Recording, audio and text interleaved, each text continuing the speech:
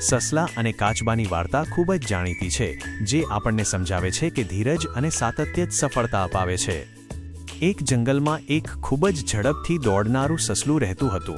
તેને પોતાની ઝડપ પર ખૂબ જ ગર્વ હતો. બીજી તરફ એક કાચબો હતો જે ખૂબ જ ધીમી ગતિએ ચાલતો હતો.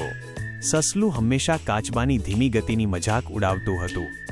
એક દિવસ કાચબાને આ મજાકથી કંટાળીને સસલાને દોડની હરીફાઈ રેસ માટે પડકાર આપ્યો. સસલું આ સાંભળીને હસી પડ્યું અને પડકાર સ્વીકારી લીધો. રેસનો દિવસ નક્કી થયો અને બધા પ્રાણીઓ જોવા માટે ભેગા થયા. રેસ શરૂ થઈ. સસલું તો પડવારમાં ખૂબ દૂર નીકળી ગયું. તેણે પાછળ ફરીને જોયું તો કાચબો ક્યાંય દેખાતો નહોતો. સસલાએ વિચાર્યું કે કાચબો તો ખૂબ પાછળ છે, તેથી તેણે વિચાર્યું કે થોડીવાર ઝાડ નીચે આરામ કરી લેવો જોઈએ. સસલું ઊંઘમાં સરી પડ્યું. બીજી બાજુ કાચબો ખૂબ જ ધીમી ગતિએ પણ સતત ચાલતો રહ્યો. તેણે ક્યાંય રોકાયા વગર પોતાની ગતિ ચાલુ રાખી.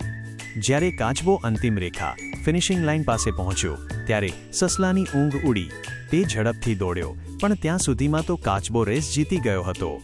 સસલું પોતાની ભૂલ પર પસ્તાયો.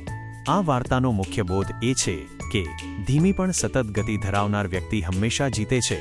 Slow and steady wins the race.